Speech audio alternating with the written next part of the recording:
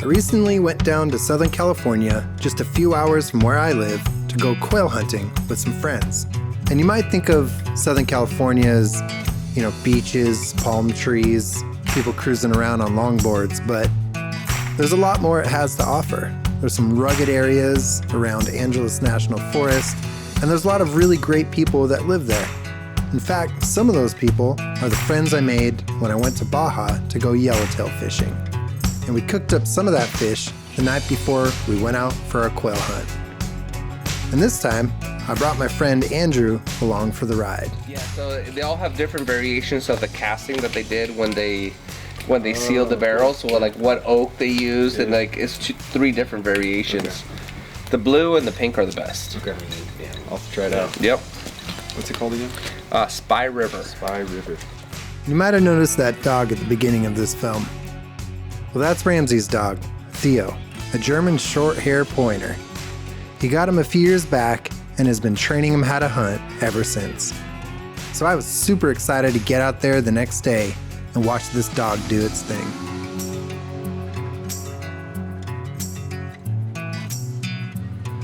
What's up? Morning.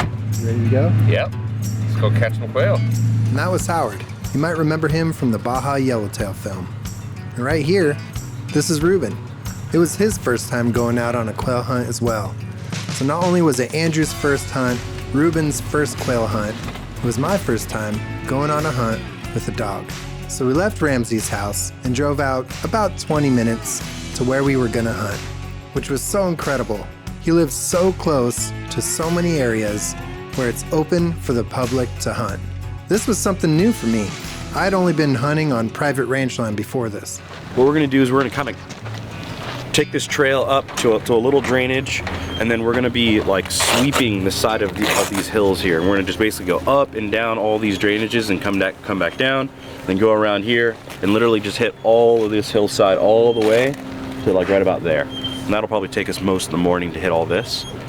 And then we'll catch them in one of these little drainage areas, and after that Theo will then start to do his work.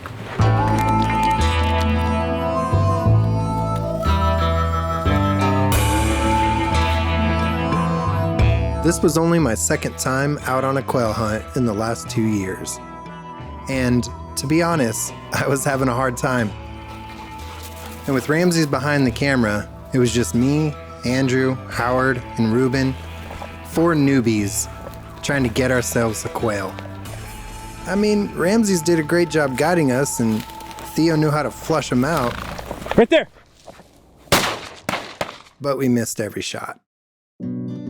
Honestly though, I didn't even care. I was looking forward to getting back to Ramsey's house so we could butcher up a wild boar I got a couple months before this hunt. Wow, look at that. Crazy, the ribs just folded. Should we just let it sit for a little bit then maybe, or? Because if that's the case, then maybe what we'll do is tonight should be good to go. So that'd be rad if we can get the shoulder off and start cooking that. Yeah. All right, let's just get this thing cut up. This was the first time I'd ever butchered something. Good thing I was with some friends who were just as curious as I was about figuring out how to do it. Break it out. Okay. Right there. Teamwork makes the dream work. Oh, yeah, dude. Alright, I think we're good. I think it'd be fun to try to get all the cuts, And then I rendered it down, and then I filter it, and then I put it in these things. I mean, this is all DIY right here. So what you just saw was some lard that Ramsey's made. We tossed it in a crock pot with the shoulder that we had just taken off the boar. Dropped in some lemon, garlic, spices, you name it, and let it sit for a while we finished butchering the rest of the pig before we went out for another quail hunt later that afternoon. This whole process was really special. The last pig I got, I just dropped it off at the butcher, and, a few weeks later, I got a box full of sausage and meat, and I had no idea what went into the process of butchering a pig.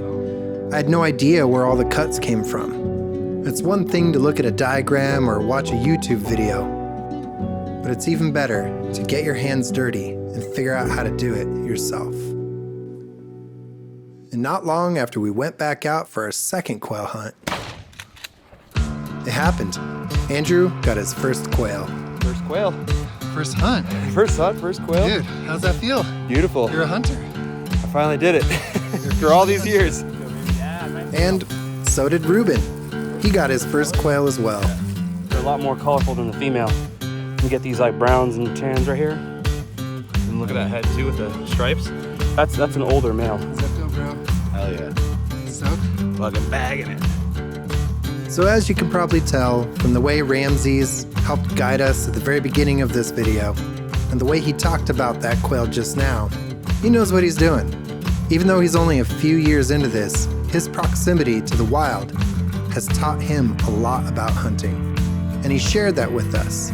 He showed Andrew and Ruben how to pluck the feathers off their quail, to do it the hard way, so they had the full experience of what it was like to go hunting and cook up the food from their harvest. I can't tell you how happy it made me to watch Andrew and Ruben go hunting, get a quail, cook it up, and enjoy the food they got on their own. No restaurants, no grocery stores. This was real meat done right. And that wild boar shoulder was just about ready. It had been sitting in the crock pot for hours. But we didn't stop there.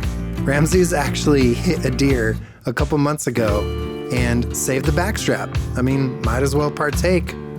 No sense in letting good meat go to waste.